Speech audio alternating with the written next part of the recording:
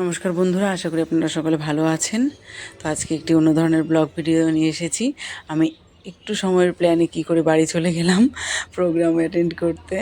তো আগের দিন রাত্রে ওর বাবাকে বললাম কি, তো ছেলের যখন একদিনের ছুটি আছে তাহলে আমি বাড়ি চলে যাই, ভোগ আছে বাড়িতে, দামোদর মাস শেষে যে ভোগের অনুষ্ঠান করা হয়। তো একটু সময় ও বাবলো গেলে যে যাও, একা একা আমি যেতে পারবো না। তারপর ওই একটু সময়ের কথাই আমার এত মন ছুটছিল যাওয়ার জন্য। ছুটে দেখো সকালে উঠে স্নান টান করে পরের দিন সকালেই স্নান টান সেরে স্টেশনে পৌঁছে গেছি। স্টেশন যত প্রায় ফাঁকায়। সকালবেলা আমি প্যাসেঞ্জারে যাব বঙ্গাইগাঁও থেকে ফালাকাটা। ওর বাবা দিতে এসেছে, ওর বাবা তো যাবে না, আর ছেলেরও একদিন স্কুল বন্ধ ছিল। আর আমি ওই ছুট এত পাগলের মতো ছুটে কে যায়। এটা হলো লিফট আর এদিকে সিঁড়ি। তো আমরা উপরে উঠে গেছি, ছেলেকে কোলে নিয়ে ওর বাবা আগে আগে যাচ্ছে। স্টেশন চত্বর প্রায় ফাঁকাই।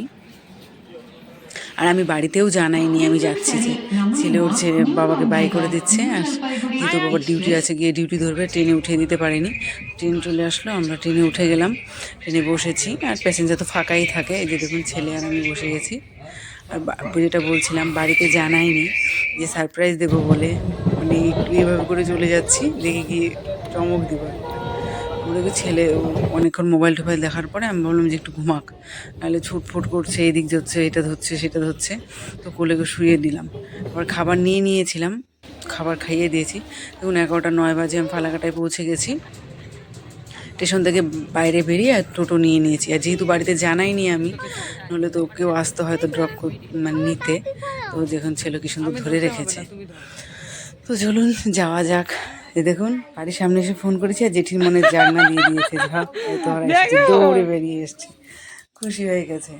তারপর ওখানে গিয়ে দেখা করলাম, দেখা করার পর বাড়িতে ফ্রেশ হওয়ার জন্য বাইরে যাচ্ছি। তো পৃথা আসছিল, পৃথার সঙ্গে সাইকেল ছিল, সাইকেলে করে বাবুকে নিয়ে যাচ্ছে। ও তো খুব ভালোবাসে বাবুকে। তো পরে আমি এখন বাড়ি যাচ্ছি। তো আগের দিন তো একাদশী ছিল, পরের দিন পারণ।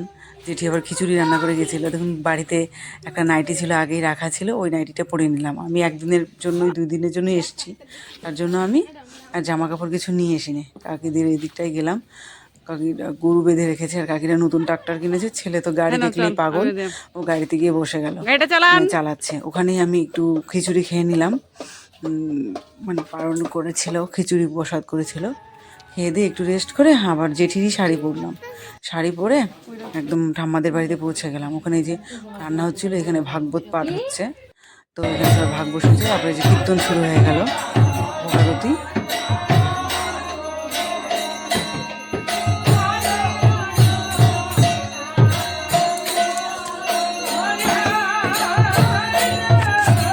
আমার জেঠুই ভোগারতি যাচ্ছে, পিসি এবার সে কাকু, অনেক লোক হয়েছে। প্রায় চেনা পরিচিত।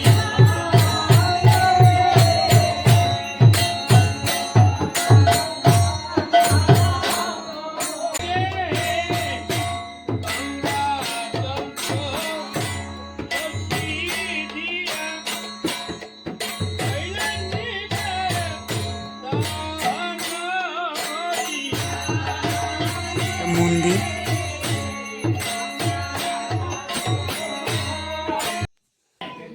দেখুন এখানে যে ঠাকুর বসিয়ে এখানে ভোগ দেওয়া হয়েছে, এবং খুব সুন্দর লাগছে দেখতে। কত ধরনের খুব সুন্দর ফুল দিয়ে ঠাম্মা সাজিয়েছে। তো ভোগ আরতি হয়ে গেছে, এখন সবাইকে প্রসাদ দিবে। যে প্রসাদ দেওয়া হচ্ছে, এখানে প্রসাদ খুব টেস্ট হয়।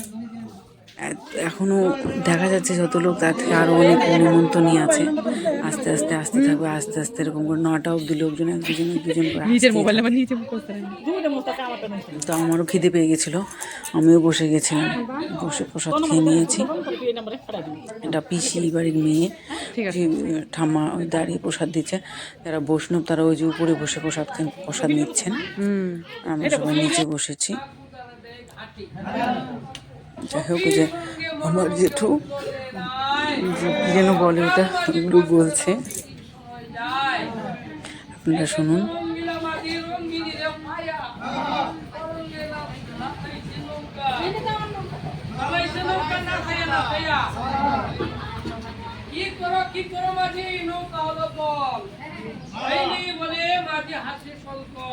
ভোগটা ঠাম্মা রান্না করেছে। আর